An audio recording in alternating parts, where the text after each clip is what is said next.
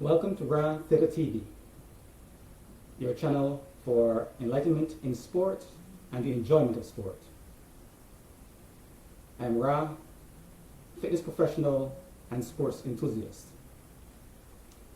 Today I want to share some data with you, true data with you, about physical trauma and mental alertness. Okay, this is information that people have some notions about. Quite often most people don't have a very accurate understanding of the relationship between trauma, physical trauma, and mental alertness. So this is some true and basic principles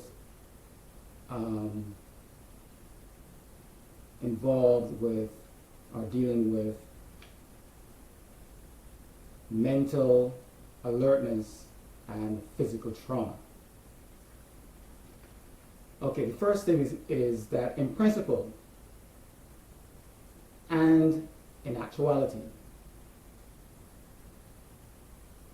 physical trauma not only reduces physical performance, but it also reduces mental alertness, either temporarily or permanently. Okay, that's the key, one of the key points, is that physical trauma has a negative impact on physical performance and mental alertness, either temporarily or permanently. It is the pain factor in physical trauma that is the culprit. Pain reduces mental alertness, and there are experiments or tests that you could actually do on yourself to prove that pain, while you're experiencing pain, your alertness, your awareness of your environment actually reduces, right? You can do that test with yourself or with a friend. See that that is actually true. Okay? So pain in traumatic experiences reduces mental alertness, or your consciousness. So the consciousness is reduced by pain. At the moment it is an experience the first time, and that consciousness is reduced also when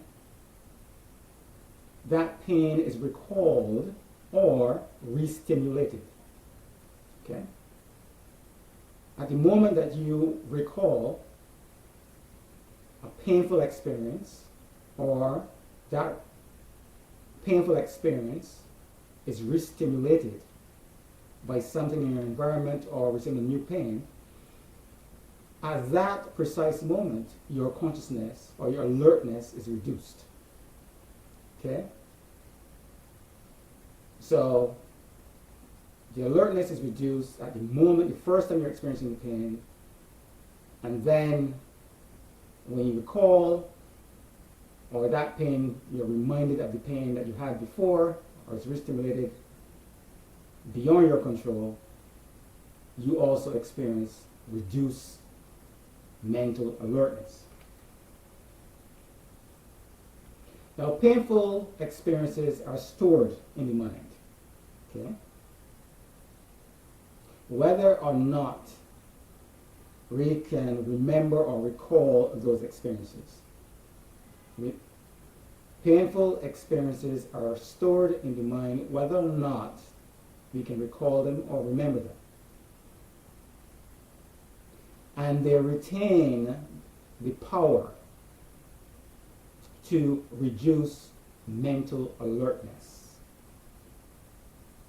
Whether or not you can recall that pain that's in your mind, that's stored in your mind, the power of that pain to reduce consciousness as it does normally, or when it's an actual re-stimulation, or when you're actually feeling the pain, that power is retained in your mind, whether or not you can recall the incidents in which you first got that pain. High mental alertness and consciousness is required in order for a person to get into what is called the zone, right? We heard of athletes going into the zone. In order to get into the zone, you have to have high mental alertness. And while you're in the zone, you have optimal control of your faculties. Okay? And in the future, I will go into more aspects of what zone is like, etc., etc. But right now, some people have experienced being in the zone. Everything just goes very nicely, and you have full control of your faculties, and you have full control or optimal control of your immediate environment. Now I'm going to connect this to the car crash and some other things, just mainly car crash. There are other factors that play in, but right now just kind of focus on the car crash that Errol Spence Jr. Suffered. Now that incident makes Errol Spence Jr. more susceptible than regular boxers to the reduction or diminishing of mental alertness and creativity in the brain. Okay? Because of that very traumatic experience that Errol Spence had in that car accident, where he was unconscious, and he also says, he admits that he doesn't remember very much about the accident and so on and so forth. Right? He was unconscious. That makes him more susceptible to diminishing mental alertness and creativity in the brain, because the pain, by its nature, and how human beings and life forms respond to pain, it basically shuts down or lessens the consciousness of the person. So Spence, having that very traumatic experience, very painful experience, is more susceptible than the average boxer to diminishing of mental alertness when he experiences new pain, etc., etc. And this new pain can actually occur in a training camp for a fight. Okay?